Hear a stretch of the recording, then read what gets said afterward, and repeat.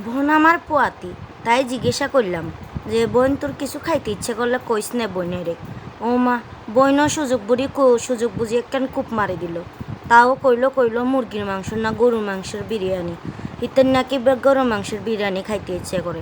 আসসালামু আলাইকুম, welcome to Rima mini blog. আজকে চলে আসলাম গরুর মাংসের বিরিয়ানি নিয়ে। বিরিয়ানি লাভারদের জন্য আজকে সহজ একটি বিরিয়ানি রেসিপি নিয়ে চলে আসলাম। আজকের পর্বে ইউজ করব আমি রেডিমিক্স বিরিয়ানি মশলা।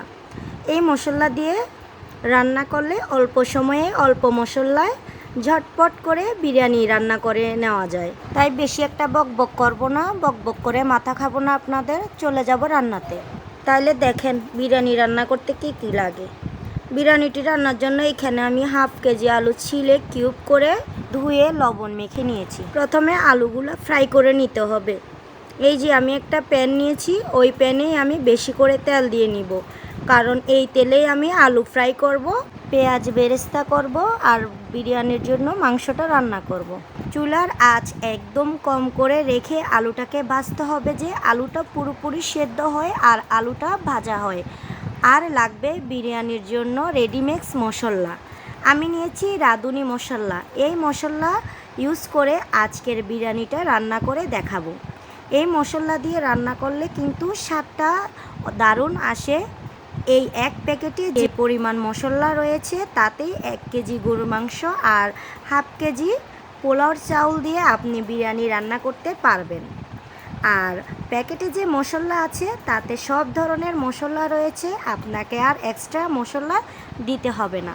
আলু সিদ্ধ হওয়ার জন্য আমি ঢেকে দিয়েছিলাম, এখন দেখব আলু সিদ্ধ হয়েছে কিনা।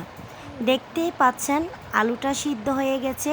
এই পর্যায়ে তেল ছাড়িয়ে তুলে নিচ্ছি।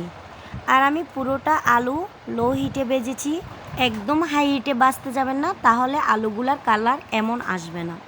পেঁয়াজের বেরেস্তা করার জন্য আমি এইখানে 1.25 কাপ পেঁয়াজ কুচি করে নিয়েছি। তারপর এইটাকে গোল্ডেন কালার করে ভেজে নিব।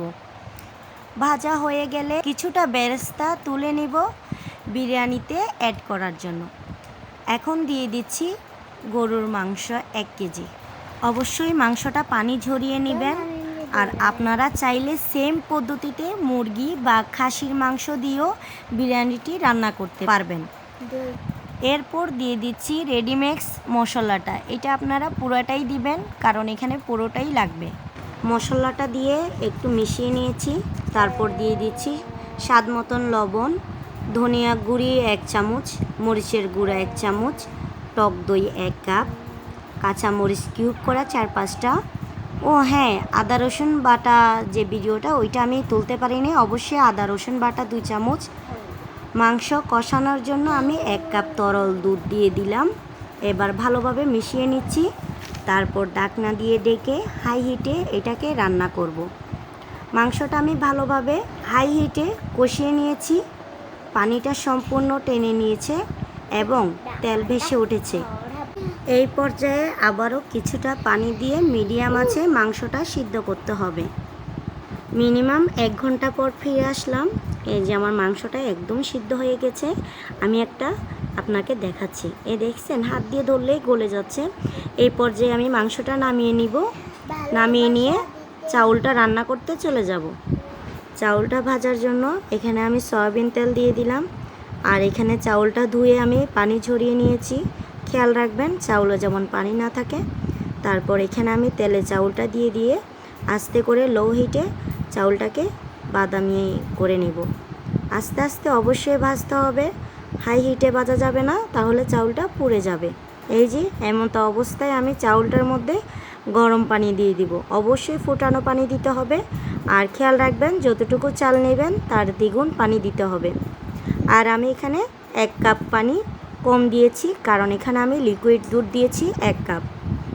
আর অবশ্যই মাথায় রাখবেন যতটুকু চাল দিবেন তার দ্বিগুণ পানি, আর দুধ সহই পানি ধরবেন। আলাদা যদি দুধটা দিতে যান তাহলে চাউলটা ওই অবস্থায় গলে যাবে। এবার আমি পানি শুকানো পর্যন্ত অপেক্ষা করব। পানি শুকিয়ে এলে আস্তে আস্তে সব উপকরণ দেওয়া শুরু করব।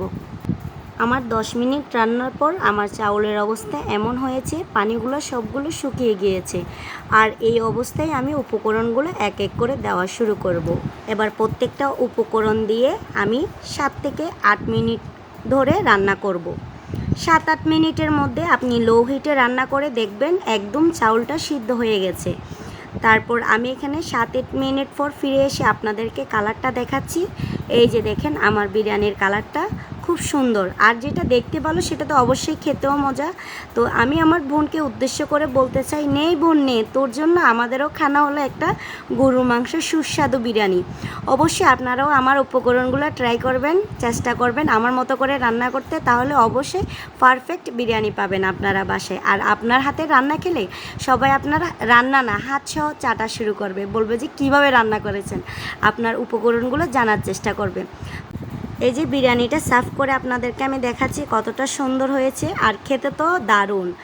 এই যে দেখছেন কতটা সুন্দর হয়েছে। আর আমার বিরিয়ানিটা যদি ভালো লেগে থাকে অবশ্যই একটা লাইক করবেন, আর আমার চ্যানেলে নতুন হলে সাবস্ক্রাইব করে দিবেন। ধন্যবাদ সবাইকে। আজকের রেসিপি এতটুকু পর্যন্ত। সবাই ভালো থাকবেন, সুস্থ থাকবেন। আল্লাহ হাফেজ, আসসালামু আলাইকুম।